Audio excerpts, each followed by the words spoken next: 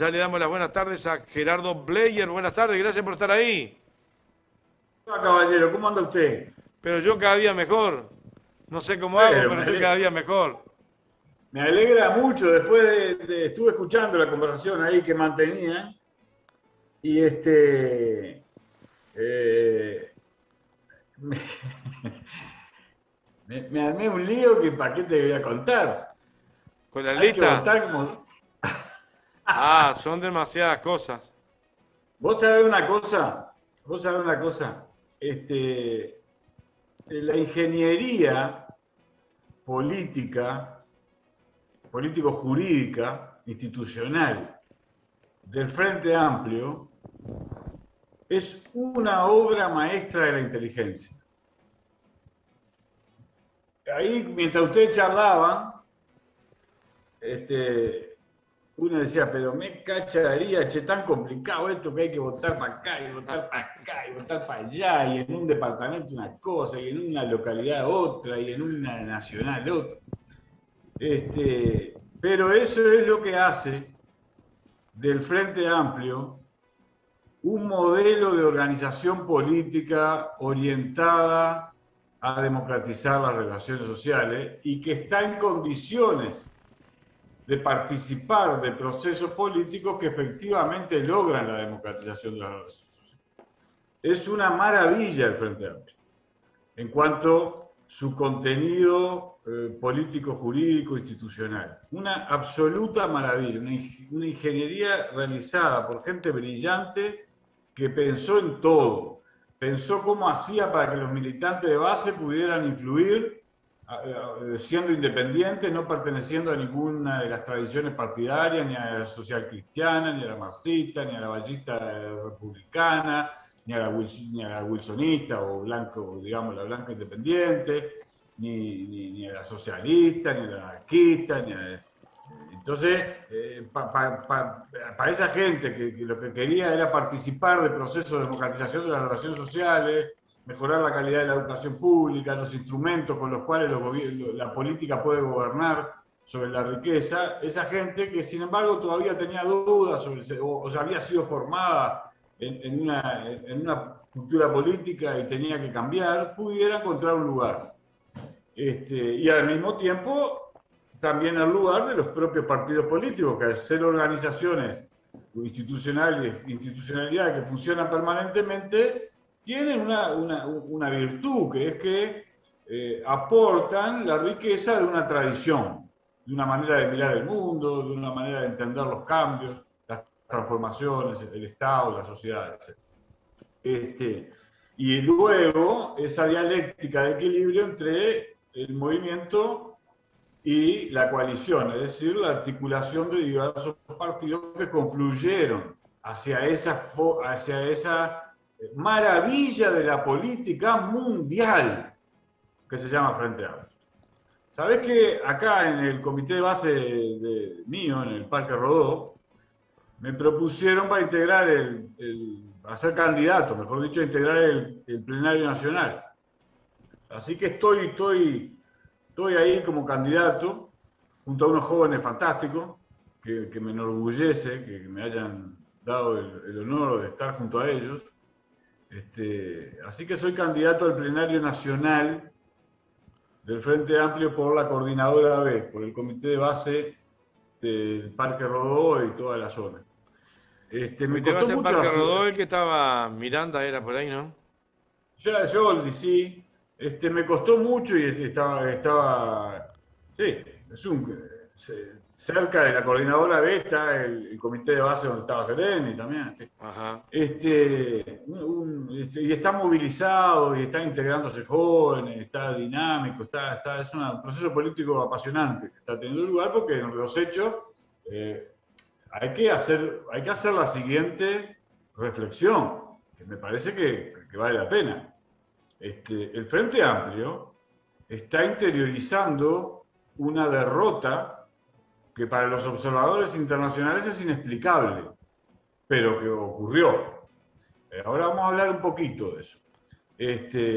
Y al mismo tiempo está haciendo una transición de liderazgos monumental. 3 líderes de alcance internacional. A ver si nos entendemos. 3 líderes respetados a nivel del mundo. Lo respetan los dirigentes chinos, lo respetaban los dirigentes rusos, lo respetaban los dirigentes alemanes, los dirigentes franceses, los dirigentes españoles y hasta los dirigentes norteamericanos y mexicanos. Tabaré Vázquez, José Pepe Mujica y Daniel Astori. Y estamos haciendo la transición hacia unos nuevos liderazgos emergentes y este proceso también forma parte de esa transición. Después de haber sufrido una derrota electoral, como te subrayo, absolutamente inexplicable, porque no creo que haya en la historia del mundo un partido político que al tomar el gobierno reciba un país en las condiciones increíblemente óptimas en las que lo recibió el gobierno de la calle Pou. Más allá de que sabemos todos, había problemas irresueltos, ¿no? Como la seguridad, como algunos problemas en la educación media, como algunos problemas en la producción, de la solución a los problemas de los asentamientos. Había problemas, había problemas. Pero ahora se nota claramente que esos problemas estaban ahí porque no era fácil de resolver. Y este gobierno no solo no lo está resolviendo, sino que está deteriorando en infinita cantidad de áreas el enorme legado que le dejó el Frente Amplio de instituciones regeneradas, empresas públicas regeneradas, grado inversor, capital para acceder barato, en fin, una cosa que ya te digo, en el mundo dicen, ¿cómo perdieron ustedes eso? Bueno, parte de las razones por las que se perdió las elecciones tiene que ver con, sustancialmente, un proceso de burocratización articulado en roscas, además, ¿no? Porque no era una burocracia sola, eran grupitos de burócratas que fueron tomando zonas del Estado y que se confundieron, porque el partido no los controló suficientemente y cometieron algunos errores. Escucharon poco. Tengo una vecina por ahí, vecina tuya del buceo, Nancy Rivera. Gerardo Bleier, tema de hoy, sujeto social y político de la democracia en el siglo XXI. ¡Pif! Qué genial, ¿no? Qué genial. ¿Ve? Eso es el control. Decir, Che Bleier, me había dicho que ibas a hablar del sujeto. Creo, si yo no me equivoco, una maestra jubilada. Está, y como buena maestra, ¿no?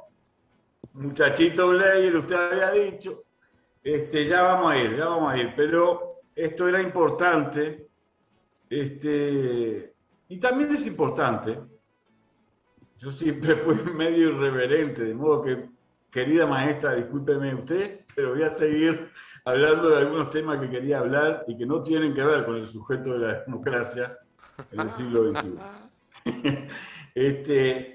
Mirá una cosa. Sí. ¿Sabés que este gobierno llegó al gobierno mediante la manipulación de la comunicación con una enorme profesionalismo? Y el Frente Amplio no supo reaccionar. Y llegó al gobierno por los errores que cometió el Frente Amplio, algunos de los cuales ya vimos, y para qué, ¿no? Pero cuando llegó al gobierno, implementó un sistema de inteligencia comunicacional al que yo caracterizo como de contenidos cínico-neofranquistas. Fíjate vos, en la LUC, en la rendición de cuentas, en otras decisiones político-administrativas, están liquidando la política hacia la primera infancia, reduciendo programas, están destruyendo la política que se había construido ladrillo por ladrillo, esfuerzo por esfuerzo, pesito por pesito, para hacer algo que es clave a una democracia, que es asegurar a todos los niños que puedan entre los 0 y los 3 años alimentarse bien y recibir afecto en alguna institución, porque eso es la garantía de que después puedan contribuir con dinamismo, inteligencia, creatividad a la sociedad. Están destruyendo esas políticas.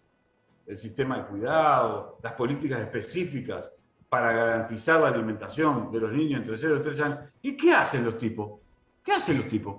Te hacen una campaña de televisión en la que te dicen Estamos haciendo esto para la política de la primera infancia, te lo pasan 50.000 veces en todos los canales de televisión. ¿Cómo se llama eso? Profundo cinismo neofranquista. Están gobernando para unos pocos y les mienten a la gente tratándola de convencer de que gobiernan para ella. Eso es un cinismo, eso es una porquería. ¿Y sabés qué es lo peor? Lo peor es que muchos de ellos no se dan cuenta, se creen que son unos genios del marketing y que hacen marketing.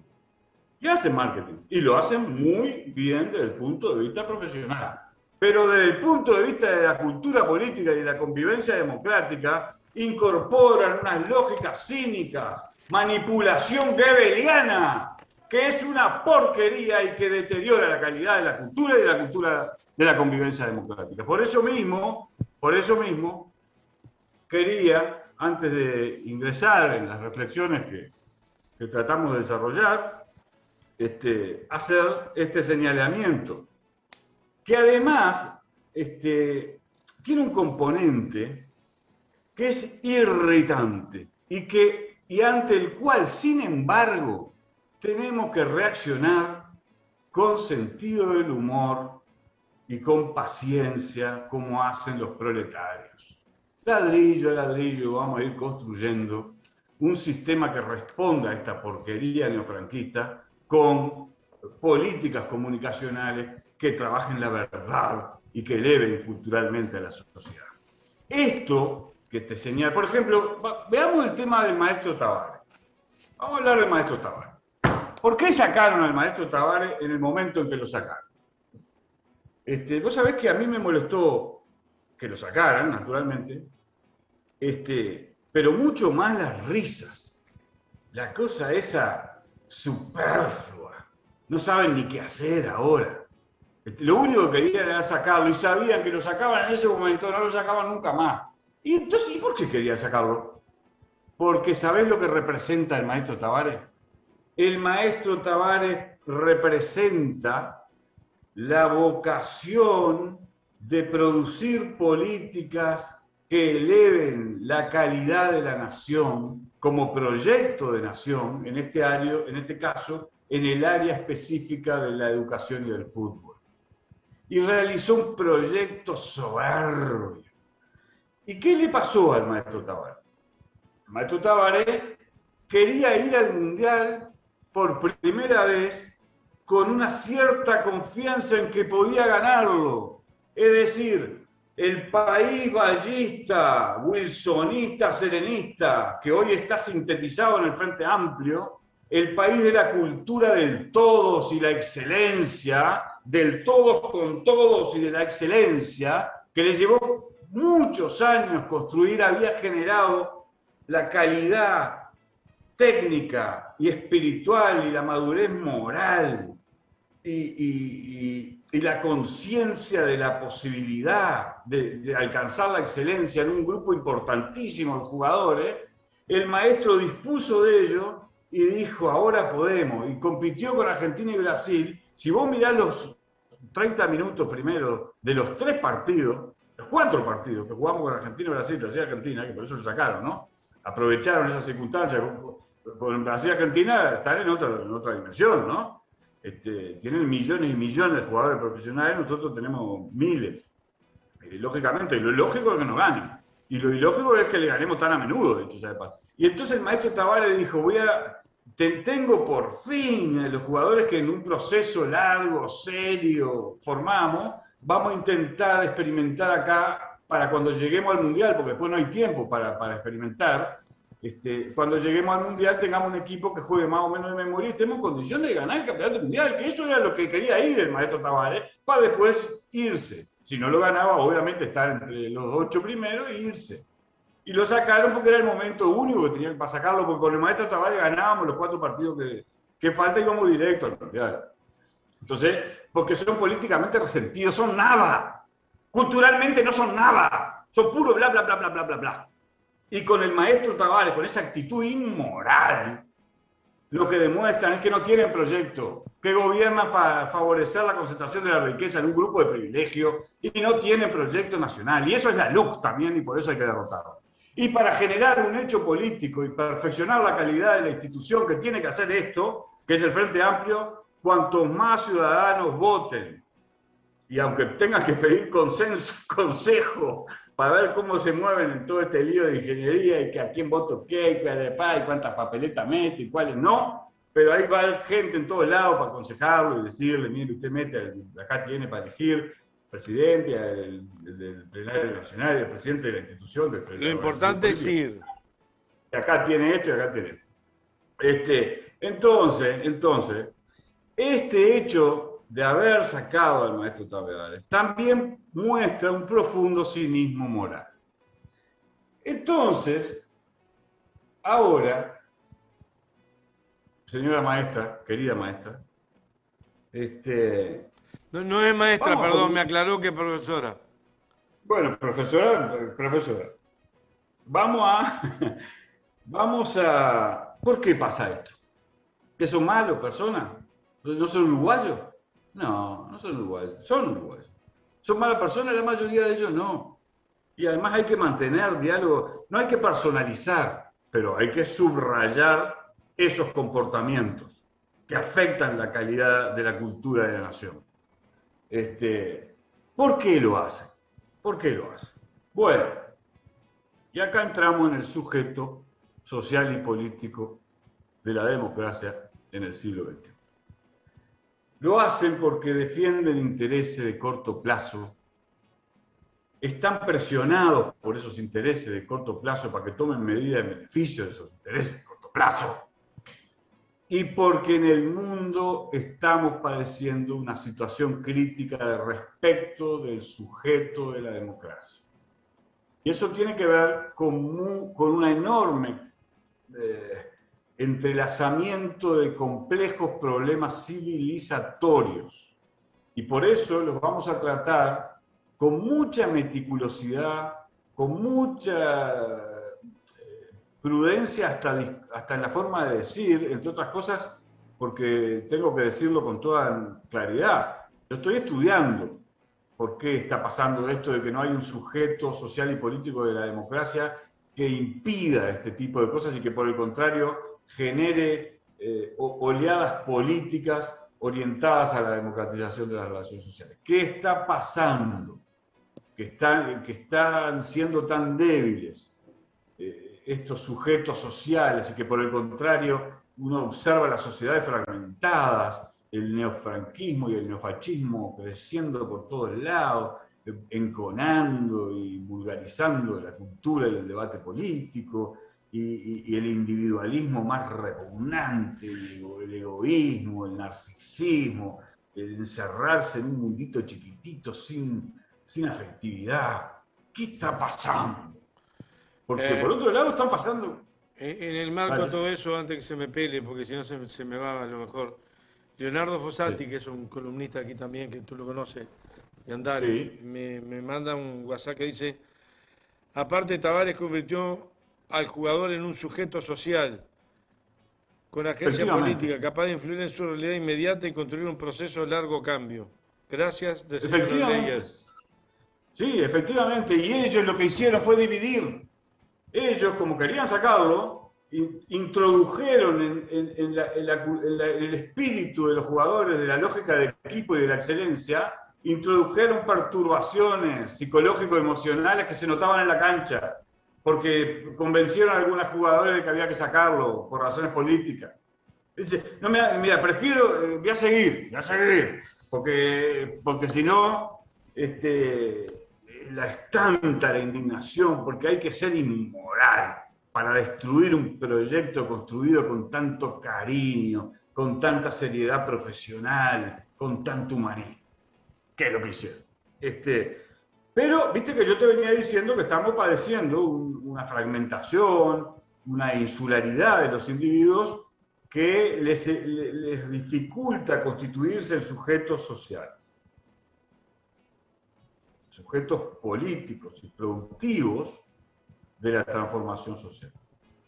Pero también hay que señalar elementos positivos, porque también están ocurriendo, impulsadas un poco por las nuevas tecnologías, elementos positivos. Comunidades colaborativas, colectivos que se inquietan por un problema donde hay formas de autoritarismo y tratan de resquebrajarlo, una capacidad de diálogo con cualquiera en cualquier parte del mundo, si se pone un poquitito de esfuerzo y se buscan elementos por ejemplo, el medioambiental, elementos comunes que ponen en evidencia que la humanidad es ya una y la misma y que por lo tanto hay que buscar soluciones como humanidad y que el sujeto social y político de la democracia del siglo XXI no puede ser nacional. Tiene que concebirse ya articulando individuos, ciudadanos, colectivos, comunidades, instituciones, partidos políticos, movimientos sociales, de todo el mundo, de todo el mundo. Y si no se logra revertir la política impositiva del neoliberalismo, que condujo al más alto nivel de concentración de la riqueza de la historia del mundo, ¿y por qué no pensar en una huelga mundial? ¿Cómo? ¿Por qué no pensar en una huelga? ¿Por qué no pensar en la organización de una huelga mundial para dentro de 5 años que genere la demanda de un sistema impositivo orientado a democratizar la distribución de la riqueza generada socialmente, y que contemple los problemas del desarrollo desigual? Es decir, que no es la misma la riqueza que puede producir una sociedad que se benefició de que logró imponer las reglas de juego a su favor y por lo tanto atrajo capitales, que una sociedad que vendía materias primas y que vendía la materia prima al precio que le imponían otros, porque tenía más condiciones de imponer las decisiones, más condiciones militares, ¿no? O político-diplomáticas, en el mejor de los casos. ¿Y por qué no? ¿Por qué no? Entonces, y se puede, pero hay que superar la lógica de la defensa de intereses chiquitos. Hay que integrarse, hay que articular globalmente un marco conceptual teórico que contemple todos los problemas que hay que resolver, todos los conflictos todos los nudos que hay que desanudar, para que venga, para que pase ese caudal de humanismo radical que busque soluciones a los problemas de la humanidad, que ya es una y la misma, porque estamos integrados naturalmente en la misma tierra, en la madre tierra, y económicamente en el mercado mundial. En el programa pasado, ahora vamos a entrar en problemas teóricos, medio complicado, así que alguno puede usar los comentarios para decirme, che, Blair, baja un cambio o explicar mejor esto.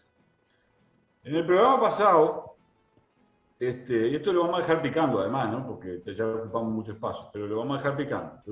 Es importante dejarlo picado. En el programa pasado, yo enuncié el siguiente concepto.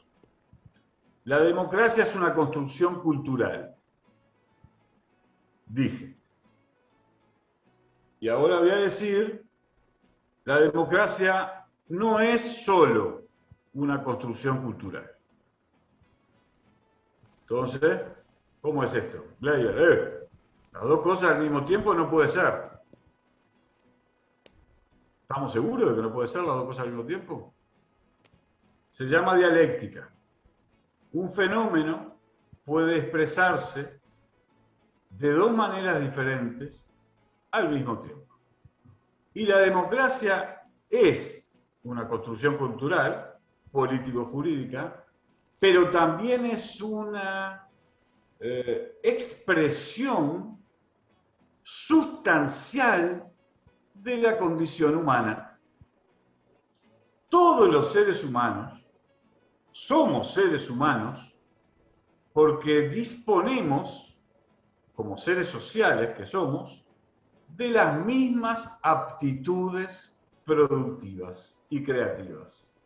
De las mismas Eso aptitudes. es lo que, productivas y creativas, de transformar la realidad. Nosotros no somos como las hormigas. Ojo que esto es un asunto muy, pero muy importante.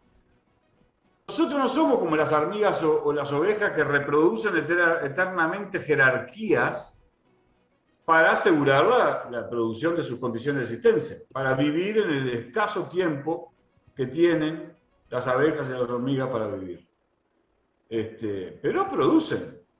acumulan, prevén, ¿no? ¿Viste cuando está por llover que salen como a juntar pastito, ¿no? Para generar el hongo ese con lo que te alimentan, porque saben que después no van a poder salir por 2 o 3 días cuando va a llover, ¿no? No. Ahora, los seres humanos no hacemos eso. Los seres humanos no hacemos eso. Los seres humanos intercambiamos energía con la naturaleza para producir nuestras condiciones de existencia y como lo podemos hacer, como a través de instrumentos, el hacha primero, ¿no? El arco y la flecha, el arado, la rueda, tenemos como voluntad social la capacidad de perfeccionar nuestras condiciones de existencia, que eso es la democracia. La democracia es en cuanto que todos tenemos, la democracia como impulso natural, en cuanto todos tenemos las mismas aptitudes productivas, las mismas capacidades transformadoras, en cuanto todos los seres humanos producimos todo, porque cada invento que se realiza es el resultado de la acumulación de conocimientos realizado por la humanidad entera durante miles de años. Entonces, como eso es un hecho antropológico, ontológico, esto quiere decir que es el resultado del proceso de la evolución de la civilización humana y es el resultado de las capacidades humanas, eso es lo que impulsa la democracia.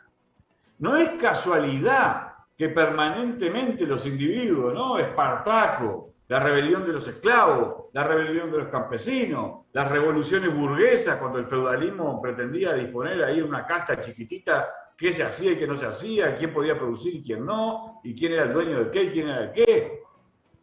No es casual. Y después las revoluciones proletarias, y las revoluciones campesinas, y hasta las revoluciones pequeñas y burguesas, fíjate vos. En general son un poco aventureros, ¿no? Y tienen poco densidad teórica, pero también forman parte de esa, en general los pequeños burgueses cuando hacen una rebelión es porque están perdiendo calidad de las condiciones de vida y salen como medio como loquitos. ¿Por qué la democracia es el fenómeno cultural, de la construcción cultural? Bueno, ahí está. Entonces, la democracia es un fenómeno natural. ¿Por qué la democracia y por qué no otra? Acabo de señalar, la democracia es un fenómeno natural de la condición de los seres humanos como seres humanos. Una tendencia natural. Pero porque todos tenemos las mismas aptitudes productivas. Sí, nos alimentamos bien y recibimos afecto, ¿no? En el proceso de la formación de nuestra personalidad. Pero, en el proceso de la civilización, comunidades humanas tuvieron, una vez que superaron la cosa más primitiva de la manada, tendieron, porque había escasez de agua, de tierras fértiles, tendieron a organizarse jerárquicamente para estar en condiciones de defender intereses comunes contra otras comunidades que disputaban tierras fértiles, agua, riquezas, etc. El proceso de la civilización se dio así porque en la medida en que se iba incrementando la población y la complejidad y la diversidad de las formas de organización del trabajo, de las formas de la organización comunitaria, se iba generando un orden jerárquico.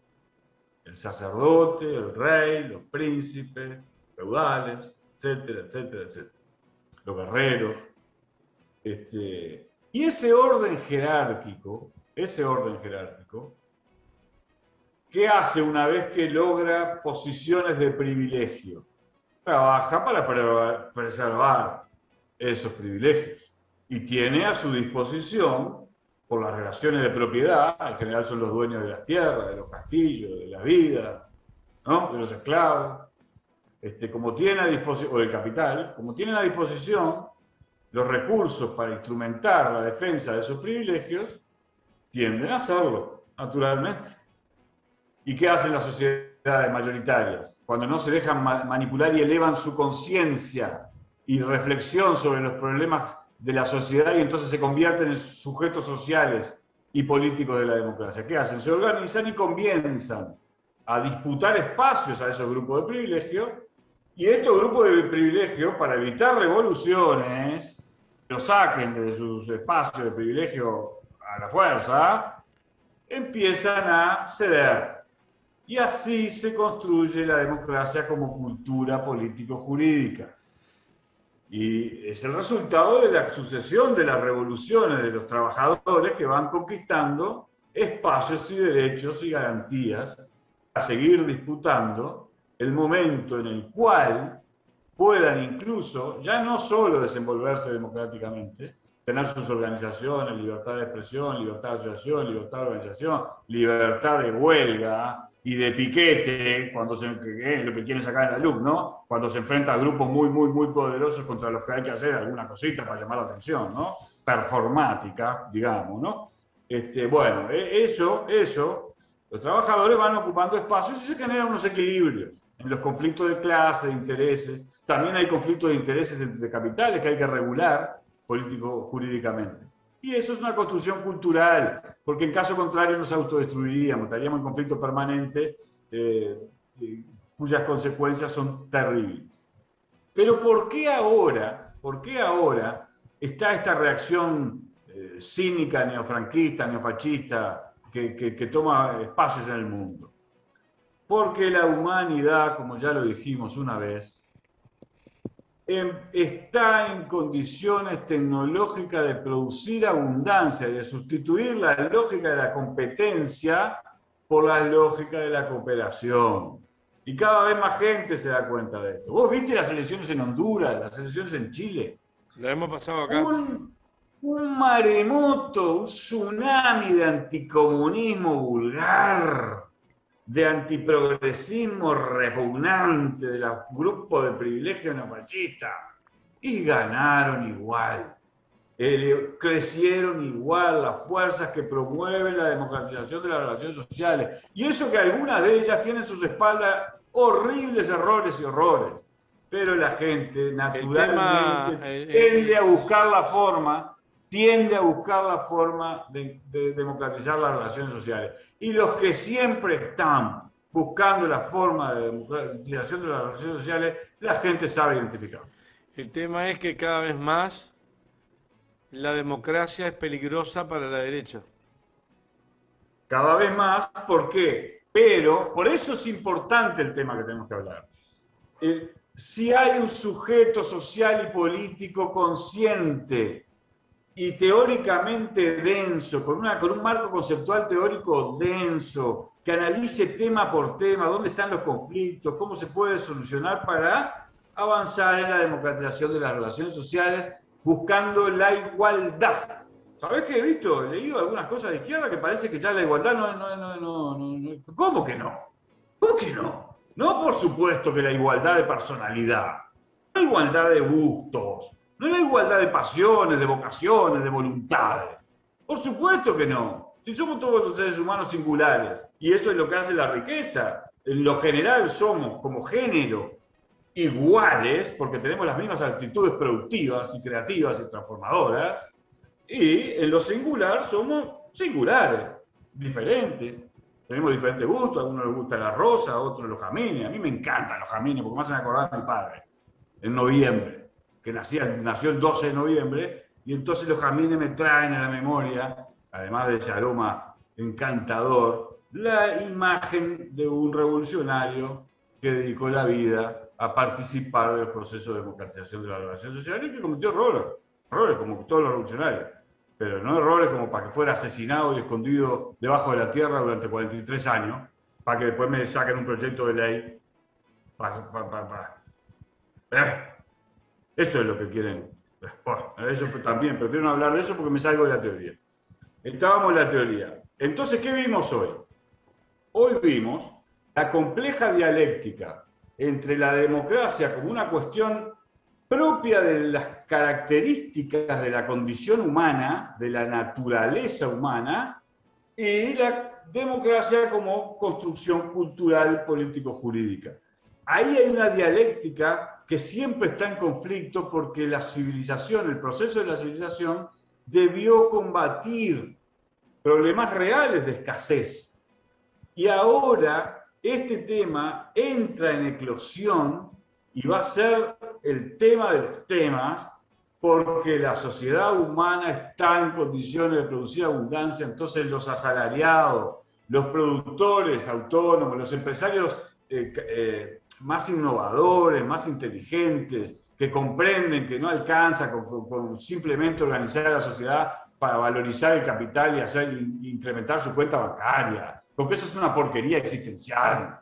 Que no, que en una sociedad sí es una porquería existencial. Entonces está lleno de empresarios, de productores, de trabajadores asalariados, de profesionales, que se dan cuenta. Ahora, lo que no estamos logrando como sociedad global, y por eso ves vos que aparecen demandas singularistas, pero no un esfuerzo por resolver los problemas centrales de la humanidad, por un sujeto social y político organizado globalmente,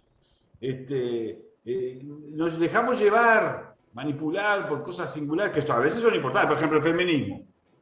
El feminismo es una lucha absolutamente necesaria, las luchas feministas, porque fueron objeto de un orden jerárquico que las puso en un lugar secundario.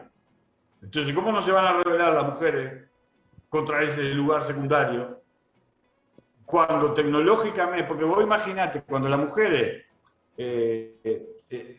cuando los conflictos entre las comunidades humanas se daban físicamente, el hombre tenía, por su composición biológica, una capacidad física mayor para tomar la posición de guerrero.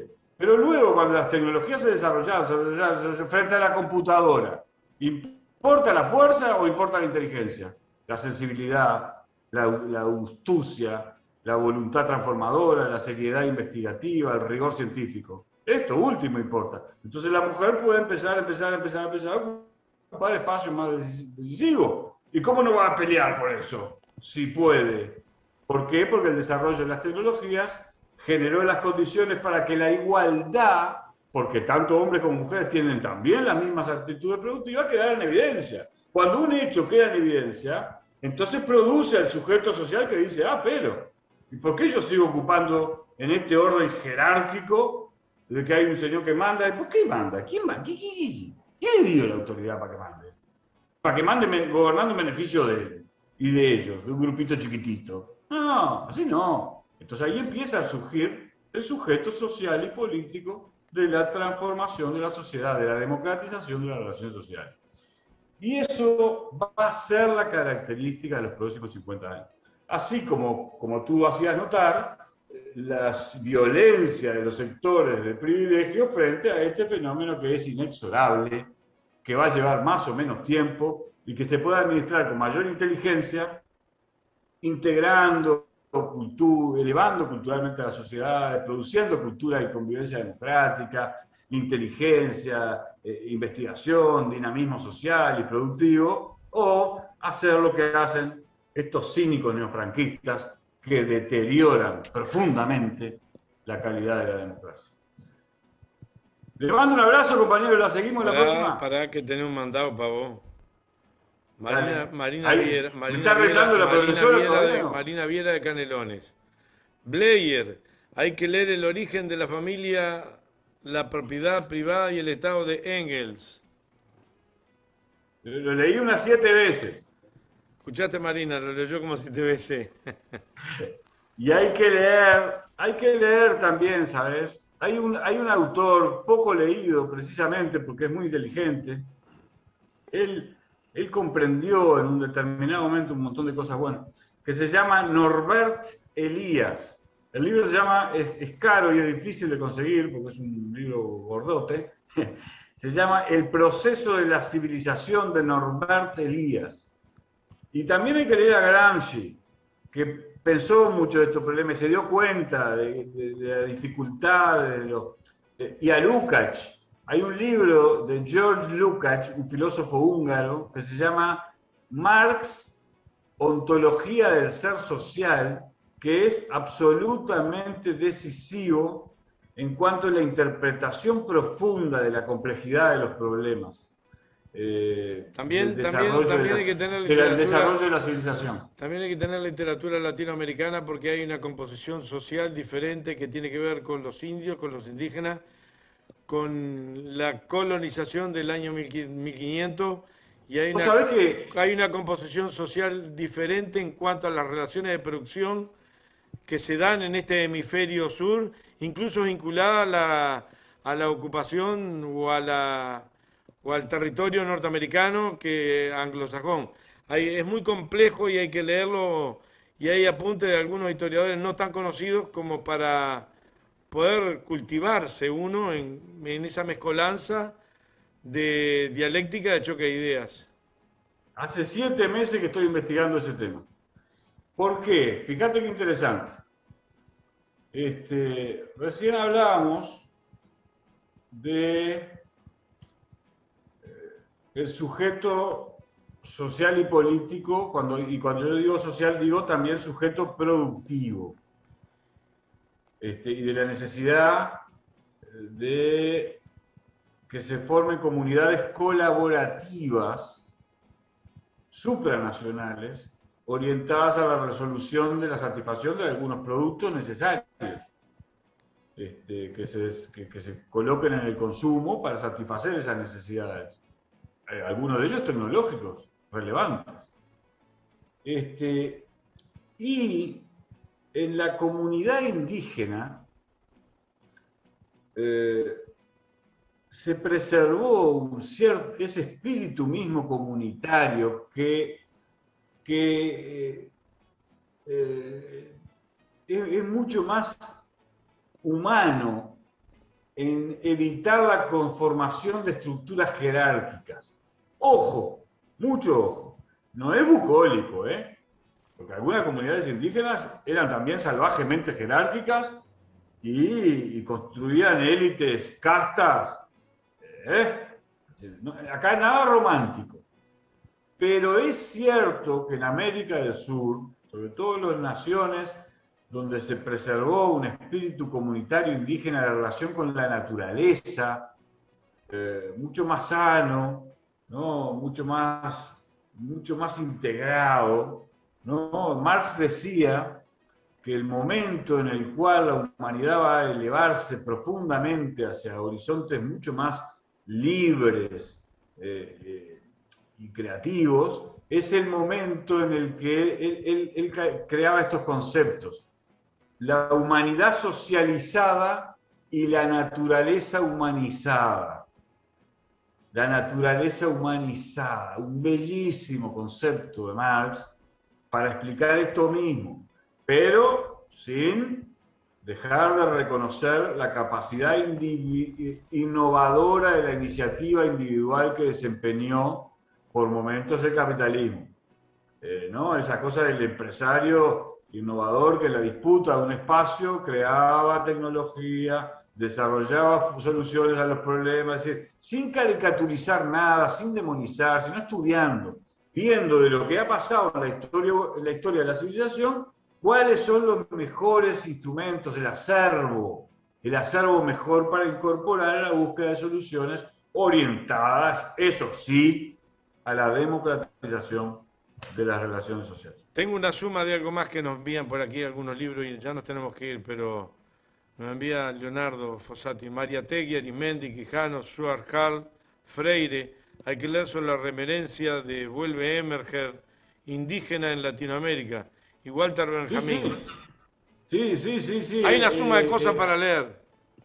Hay un filósofo, un viejito, con el que yo tengo diferencias, y no las voy a hacer notar ahora porque el humanismo radical es mucho más importante que las diferencias en este momento. El humanismo radical orientado a democratizar las relaciones sociales en el mundo entero. Hay un filósofo viejito que se llama Enrique Dussel, que estuvo 40 años estudiando a Marx y que creó una filosofía, porque él viene del cristianismo, del catolicismo, una filosofía de una enorme densidad espiritual que él denominó el cristianismo marxista. Vale la pena leer también a Enrique Dussel. Bien, de cualquier manera hay que seguir tirando títulos porque la gente tiene que ir canalizando información y nutrirse de información de puntos de vista para ir confrontando con el día a día el nuevo aprendizaje que hay que hacerlo. No se puede aprender algo nuevo sin saber de dónde venimos y qué Sí, además teorías hay han que habido. manejar con mucha sofisticación la dialéctica de las necesidades urgentes, a las que hay que darle respuestas políticas, pero también la creación de un marco conceptual teórico que nos facilite resolver mejor esas necesidades urgentes, pero además saber hacia dónde vamos. Sí, Y no solos, un y no camino, solos, sí, nunca solos. sí, sí, sí, un camino, nunca solo, pero para eso tiene que existir este tipo de programas que nos ayude a tirar ideas arriba de la mesa con nombre y apellido, que no quiere decir que sea la verdad absoluta, ni mucho menos, al contrario. Por supuesto, Esta es mi por supuesto. opinión, dame la tuya y entre los dos a ver qué opinión sacamos nueva. En la deliberación democrática y crítica se va perfeccionando los instrumentos con los cuales interpretamos la realidad, siempre orientados a buscar la verdad y a democratizar las relaciones sociales. Yo si estoy en el Parque Rodó, te voto. Mirá, me metéis en un lío, porque vos sabés que yo no sé no tomarme las cosas con mucha seriedad y responsabilidad, así que me estoy metiendo en un lío enorme, pero como me enseñaron de niño, es en las difíciles ¿Nunca tuviste en en el las que hay que plenario, nunca te estar. tocó estar en el plenario nacional? No, no, no, yo siempre fui un asesor de dirigentes, más que un protagonista activo de la militancia, de la dirección política orgánica. Es la ¿Cómo? primera vez que decido asumir una responsabilidad de esta naturaleza, precisamente por eso, porque como me enseñaron de niño, creo que es en las difíciles, y en este caso estamos en una situación difícil, civilizatoria, humana, global. Hay que estar. Porque imagínate el siguiente escenario. Imagínate que gana Lula en Brasil, está AMLO en México, que la izquierda latinoamericana sigue recuperándose de los errores que cometió y recuperando la absorción del esfuerzo y de la necesidad de la gente por democratizar las relaciones sociales. ¿Puede hacer esto sin un denso marco teórico y sin una inteligente deliberación democrática crítica de esta naturaleza para no errar, para disminuir los errores? Por supuesto que no puede hacerlo. Y el Uruguay, el Frente Amplio, está en condiciones de aportar y tiene que hacerlo. El Gustavo González, que estaba el compañero alcalde de Las Piedras, juntos estuvimos, nos conocemos hace muchos años y estuvimos juntos en el sindicato. Pero nos tocó, por eso te preguntaba lo del plenario nacional, estar como 6, 7, 8 años en el plenario nacional y en diferentes comisiones. A veces estos temas no se pueden tratar por estar en la diaria de resolver. Pero bueno, siempre Pero hay hay que estar, formas. pero hay que estar para aportar. Nos vamos, Che, pero no perdoname una cosa, pero ustedes dos envejecieron por eso, por haber estado. Sí, está loco. Mal rollo te parta, mal rollo te Entonces voy a parta. pensarlo. Me parece que no me voy a votar a mí mismo. Escúchame, pará que tengo dos Compañero, cosas un más. abrazo. Dos cosas más para anotar y ya nos vamos, porque si no los televidentes me dicen que no lo digo. Enrique Dussel y otros construyeron la filosofía de la liberación latinoamericana. En parte, la teología de la liberación está entrelazada. Lo felicito, dice... No me da el nombre. Y tengo uno más y ya nos vamos. Uno más y ya nos vamos. Julio Larrañaga. Michel Sandel en Tiranía del Mérito dice que se ha exacerbado el individualismo, la competencia entre trabajadores y el primero en hablar del mérito para llegar fue Reagan y Thatcher. Nos vamos. Para hacerme acordar de hablar de ese tema, porque es muy importante la próxima columna. Te lo paso, te lo voy a pasar, pero yo después tenés que conseguirme un teléfono que estoy seguro que me lo vas a conseguir. Dale, Un vínculo que es con García Linari. A ver si lo sacamos de este programa. dale. Yo no lo conseguí todavía, lo pedí en la producción porque me interesaba entrevistarlo, aunque yo voy a discutir mucho con él. Bien, yo Tengo no voy a coincidencias discutir muy con él, importantes, pero pero también diferencias muy importantes. yo no voy a no voy a discutir con él, pero lo vamos a traer al programa Andare. Ah, me parece muy bien, dale, ya me pongo en la tarea. Con esto del Buscar el Zoom, teléfono. con esto del Zoom es tan fácil.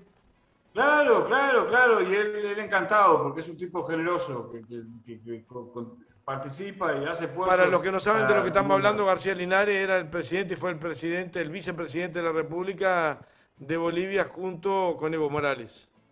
Y los golpistas ultraconservadores neofascistas le quemaron buena parte de la biblioteca, 30.000 títulos. Te mando un fuerte abrazo. Chau, gracias.